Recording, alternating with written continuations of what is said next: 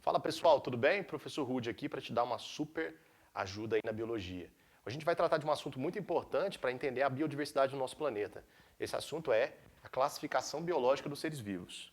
A área da biologia que está encarregada de organizar, toda a biodiversidade existente no planeta para facilitar nossos estudos, a nossa compreensão é a taxonomia.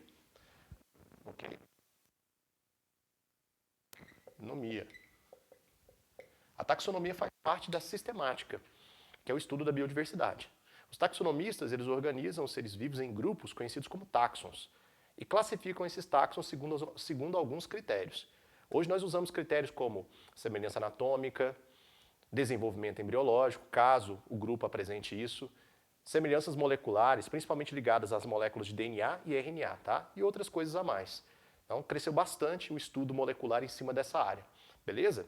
Bom, mas os parâmetros que a gente usa até os dias de hoje foram estabelecidos lá em 1735 por esse cara aqui, ó, que eu desenhei na forma de uma caricatura para você. Esse é o Carl von Linné, conhecido por vocês, por Linneu. Linneu descreveu um número muito grande de espécies e lançou as bases do sistema que nós usamos, o sistema de classificação que nós usamos nos dias atuais, o sistema de classificação linneano, tá? Ele fez isso em 1735 com a publicação do Sistema Natural. Bom, o sistema linneano de classificação, que é usado ainda hoje, ele se baseia em duas coisas. Primeiro, se baseia na hierarquia de grupos e na inclusividade. Tá? Ele também se baseia na nomenclatura binomial, que é uma forma técnica de dar nome aos grupos. Tá? A gente vai ver numa próxima aula. Tudo bem? Bom, quais são as categorias que foram criadas para estabelecer a classificação biológica que a gente usa? Tá? Bom, os grupos de seres, eles são conhecidos como táxons. Vamos escrever isso? Ah, já está aqui. Táxon são grupos de seres. Esses grupos de seres, eles são incluídos dentro de categorias classificatórias. Essas categorias, elas são hierarquizadas e elas são inclusivas. Quer dizer que uma faz parte da outra, tudo bem? Eu coloquei aqui no esquema para você ver, usando aqui um cone de pirâmide, para mostrar quais são essas categorias. Olha só, espécie, que é a categoria básica, gênero, família, ordem, classe, filo, reino e atualmente a gente tem mais uma conhecida como domínio. Para facilitar a sua vida, nós, os professores de biologia, ensinamos para você um macetinho, ó. Macete. Opa, macete. Qual que é o macetinho que você precisa aprender aqui? O macete. Ó, é o re,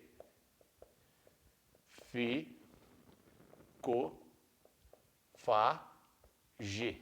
Olha só, re de reino, fi de filo, no grupo das plantas, nos vegetais terrestres, a gente pode substituir a palavra filo por divisão. Aliás, faltou um acento aqui, perdão. Tudo bem? Classe, ordem, família, gênero e espécie. Guarda isso, por favor, no seu coração. Reficofage é um macetezinho que a gente explica para você lembrar o nome e a posição das hierarquias. Ou a posição das categorias de forma hierarquizada, ok? Olha só que legal. A mais básica, espécie, gênero, família, ordem, classe, filo, reino e agora acima, divisão. Como você pode perceber, eu coloquei algumas observações aqui para você. Primeiro, se a gente caminhar aqui do domínio em direção à espécie, vai acontecer uma redução da biodiversidade. Isso significa que os seres que são integrantes de uma espécie, eles são mais parecidos entre si.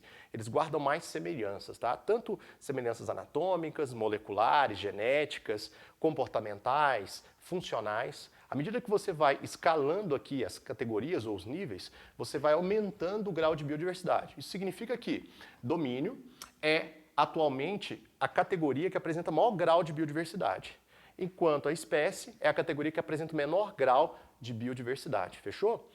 Outro detalhe interessante é que nem todas essas categorias foram estabelecidas pelo Linneu. Algumas surgiram pelo trabalho de estudiosos mais recentes. Por exemplo, essa aqui, reino. O reino ele foi proposto, como a gente conhece hoje, os reinos foram propostos em 1969 por um pesquisador chamado de Robert Whittaker.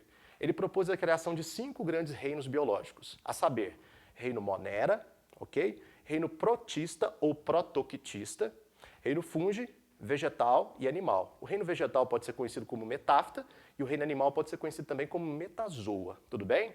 Bom, por volta de 1982, duas pesquisadoras, Margulis e Schwartz, elas certificaram o reino protoctista como um reino formado por seres unicelulares, os protozoários, e pluricelulares, as algas. Até então, as algas eram categorizadas dentro do reino das plantas, e o reino dos protozoários era apenas o reino dos seres unicelulares, ok? O reino protista era formado apenas pelos unicelulares, os protozoários.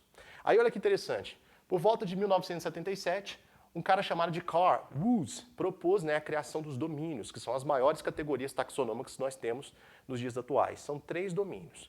A saber são domínio bactéria, arqueia e eucária, tá? São essas coisas que nós vamos estudar na próxima aula dessa playlist. Beleza, galera? Então, rapidinho. Quem propôs o sistema atual, na verdade, os parâmetros que a gente usa atualmente para a classificação biológica? Carl von Linné ou simplesmente Linneu. É um sistema hierarquizado e inclusivo, quer dizer que uma categoria está inclusa dentro de outra. Dentro dessas categorias nós vamos encontrar grupos de seres conhecidos como táxons. Tá?